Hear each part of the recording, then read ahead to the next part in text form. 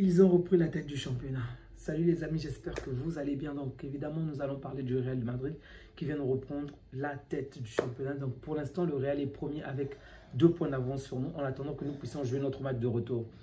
Je tenais déjà à vous signaler les amis qu'il est possible que pendant la vidéo que vous puissiez entendre un son quand même assez bizarre.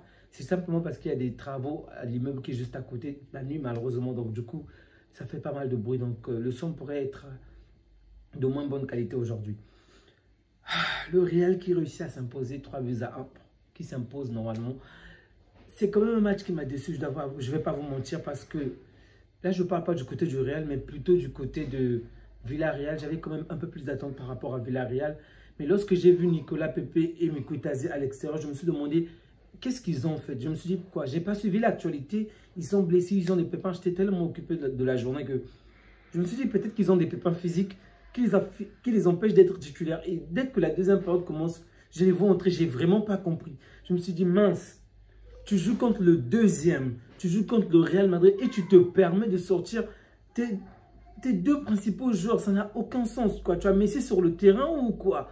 J'ai pas compris la tactique du coach. Ok, peut-être qu'il ne compte pas vraiment le match du Real, il va compter, excusez-moi, il compte peut-être le prochain match contre notre club, mais sincèrement, c'était décevant de la part de Villa. Sans compter qu'ils ont eu quand même de bonnes opportunités en première période. Je n'ai simplement pas compris. Je vous assure, je suis resté vraiment perplexe jusqu'à la fin. Je me suis demandé qu'est-ce que j'ai manqué la journée pour que le coach ne puisse pas mettre ces 2 joueurs sur le terrain. Mais bref, quand même, ils ont tenu bon en première période. Le Real avait vraiment du mal à faire la différence. Je dois le dire, mais sincèrement, on a des blessés, mais l'équipe du Real ne m'effraie pas. Ils peuvent même gagner le classique contre nous. Pas de problème, mais cette équipe ne m'impressionne pas, c'est ce que je veux dire. Le milieu, je les trouve vraiment faibles. Le milieu du Real est très faible.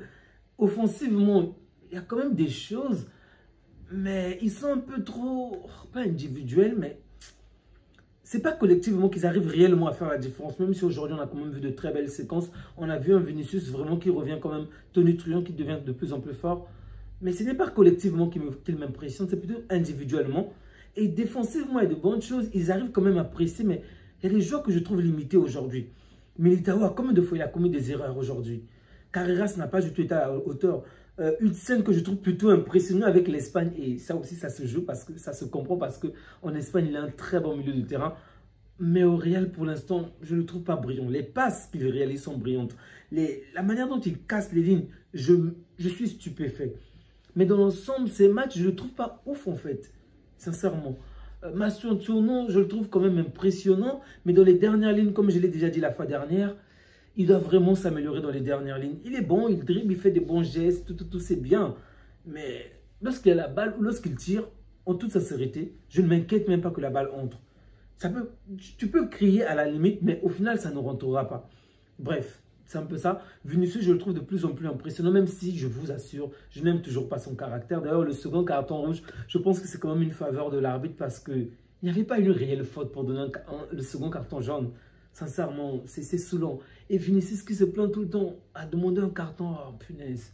Je déteste ces joueurs-là. Surtout, si tu es nul, je peux comprendre. Mais tu es tellement talentueux, tu n'as pas besoin de demander ce petit chose. Je comprends que c'est le match, vous voulez tout gagner par tous les moyens, mais sans blague.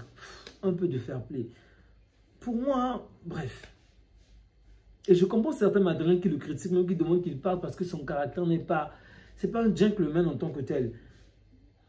Mais simulation, c'est toujours lui. Même je crois que notre action de la surface, on aurait pu siffler contre lui. Pas de carton, pas de souci. Je ne vais pas parler encore sur le fait que le Real obtient beaucoup de cartons. Ok, il y a certaines actions qui sont peut-être correctes, d'autres pas forcément. Mais bon. Dans tous les cas, il y a quand même des choses qui me choquent, ok? J'aurais vraiment souhaité que de l'autre côté également, qu'il puisse quand même avoir des actions plus franches, que l'arbitre puisse être peut-être plus avoir plus de véhémence en fait. Et bon, je ne l'ai pas trouvé vraiment aussi chaud lorsqu'il s'agissait des actions de Villarreal, même si dans l'ensemble, je pense que le Real a quand même gagné par mérite, ça je le précise encore. Le Real était au-dessus de Villarreal, même s'ils ont eu du mal à s'imposer dès la première période. En seconde période, on a vu qu'ils avaient des intentions claires. C'est pourquoi j'ai du mal en fait à en vouloir aux joueurs de Villarreal. J'en veux directement à Garcia parce que pour moi, c'est Garcia qui a fait l'erreur en laissant Mikotadze dehors et Pepe. Et on a vu de quelle manière, dès que ces 2 joueurs-là sont rentrés, ils ont apporté énormément de pression. D'ailleurs, c'est Mikotadze qui va finalement réduire le score. Bref, J'ai vraiment pas aimé le match de Gay. Oh, punaise. C'est pourtant un joueur que j'aime bien. Ça m'avait même fait un peu, on va dire, un pincement au corps de le voir quitter l'OM de cette manière-là. Mais j'ai vraiment pas aimé son match aujourd'hui. Je l'ai vraiment trouvé en deçà de ce qu'il est habitué à faire. Mais bref, ça arrive de temps en temps. Rodrigo également, c'est un très grand joueur. Mais si j'étais lui vraiment, bon, je ne suis pas lui bien évidemment, mais je conseillerais à Rodrigo d'aller voir ailleurs. Parce qu'aujourd'hui, il est tellement tombé bas dans ce classement de Xabi Alonso. Je ne sais pas s'il est aussi nul pendant les entraînements que Xabi ne le met pas en avant, mais sans blague, je ne comprends pas. Les Masson-Touno sont sur le terrain, ok. Il y a les Brahim Diaz les Diaz sont là. Arda Güler est là. Et vous mettez Rodrigo à la fin, mince. Ce mec-là a participé à la Ligue des Champions de 2022-2023. Il a aidé le Real dans de nombreux matchs contre Chelsea, je me rappelle, où Chelsea, pardon, excusez-moi, Chelsea ou City, il tapait le triplé. Mince. Il tapait le triplé. Désolé, je le hockey. Mince. Je trouve ça tellement triste, vraiment. C'est un joueur que j'apprécie tellement. Mec, joue à la Samuel Eto'o. Reviens chez nous, viens chez nous. On va te traiter comme un roi. Parce que chez nous, on n'a une panoplie de blessés. Rafinha n'est pas là. Il s'appelle comment? Yamal ne sera pas là pour 2 ou 3 semaines. Donc, on a besoin de bons joueurs. Et un bon joueur comme lui sur le banc de tout. C'est vrai qu'il est vraiment irrégulier. Mais bon, je pense qu'on joue dans notre environnement à nous. Sachant qu'on a un milieu de terrain assez rassurant. Je pense qu'il va plutôt mieux s'en sortir qu'ailleurs. Bref, ce n'est que mon point de vue. Maintenant, concernant les joueurs du Real, j'ai vraiment trouvé l'entrée de Camavinga pertinente. Vraiment, Camavinga, waouh! Il était très bon sur le terrain. Ça m'a vraiment énervé de le voir rentrer. Brahim Diaz, j'ai pas trouvé ce match exceptionnel, mais c'était plutôt mieux. Mieux même que Arda Güler, je pense. Sincèrement, j'ai vraiment trouvé le match de Brahim Diaz plutôt intéressant. En très peu de temps de jeu qu'il a eu, il a su être décisif. Il a vraiment mis la pression. Il s'est vraiment donné. Par contre, Arda Güler qui était là tout le match, bof, je ne l'ai pas trouvé monstrueux. Tchouaméni, comme je vous ai dit, le milieu du Real ne m'intéresse pas du moins, ne m'impressionne pas. C'est parce que Tchouaméni n'a pas été à la hauteur aujourd'hui. Ceballos, n'en parlons plus. En défense, comme je l'ai déjà cité précédemment, Militao a commis pas mal d'erreurs, Hudson pas mal d'erreurs, Carreras également. À la limite, c'est Valverde qui les a quand même sauvés pas mal de temps. Il n'était pas forcément le meilleur offensivement, mais défensivement, c'était quand même un véritable bourreau pour Villarreal. Je me souviens, c'était, je crois, Tino, je crois. C'est quel est le joueur? Je ne sais plus trop je crois que c'était en première période, en fin de la première période ou en seconde période. Au final, Aliouaï, je crois que c'est comme ça que ça se prononce. Il réussit à se créer une bonne opportunité, sauf pas. Il dribble un ou deux joueurs. Je crois que c'est Militao qui perd la balle. Il réussit vraiment à se projeter, à vraiment aller de l'avant pour aller marquer. Au final, un retour défensif vraiment rapide de Valverde. Et ce n'était pas la seule action qu'il a réalisée, non. Il en a fait au moins 2 ou 3 comme ça. Sincèrement, ça m'a énervé tellement. J'ai dit, mince, mec, laisse-nous gagner au moins 1 point. Faites un match nul aujourd'hui. Mince, ça m'a vraiment énervé. Bref, donc j'ai trouvé Valverde pertinent défensivement, mais offensivement, je l'ai quand même trouvé assez limité. Du côté de Vinicius, comme je vous l'ai dit, il revient en forme. Il est de mieux en mieux. Il y a peut-être, on va dire, une meilleure cohérence de jeu. On retrouve un certain Vinicius avant la perte du ballon d'or. En tout cas, c'est une bonne chose pour lui. Je n'ai pas non plus trouvé Mbappé exceptionnel aujourd'hui, même s'il essaie de se créer des opportunités. En première période, il a quand même raté. Mais comme toujours, il est décisif. Il a réussi à marquer. La petite statistique, c'est le Real vient d'avoir son 7e penalty en 11 matchs. C'est énorme, mais bon. Mbappé encore qui a marqué, mais aujourd'hui, il n'a pas été buteur sur penalty, mais juste dans le jeu. Très bien lui. On a même voulu donner à Mbappé qu'il puisse tirer le penalty, mais il a préféré donner à Vinicius. Vinicius qui a donc marqué un doublé. Heureusement pour lui, ça a failli vraiment être arrêté par le gardien, mais au final, ça s'est longé dans les cages du gardien. Du côté de Villarreal, très peu de personnes m'ont impressionné.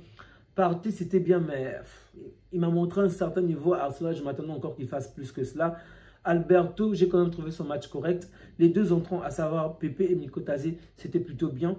Les défenseurs, je dirais Martin, ok, et Sergi qui ont quand même été, je vais dire, assez pertinents défensivement. Sinon, dans l'ensemble, je n'ai pas vraiment été ouf. C'est surtout le coach que j'en veux pour ce qu'il a fait et Pape Gueye que je n'ai vraiment pas trouvé à la hauteur aujourd'hui. Oui, Mourinho, par contre, bon, il a eu un carton rouge, mais je pense que c'est quand même pas correct parce que c'était léger et vous connaissez Vinicius, il simule tellement trop.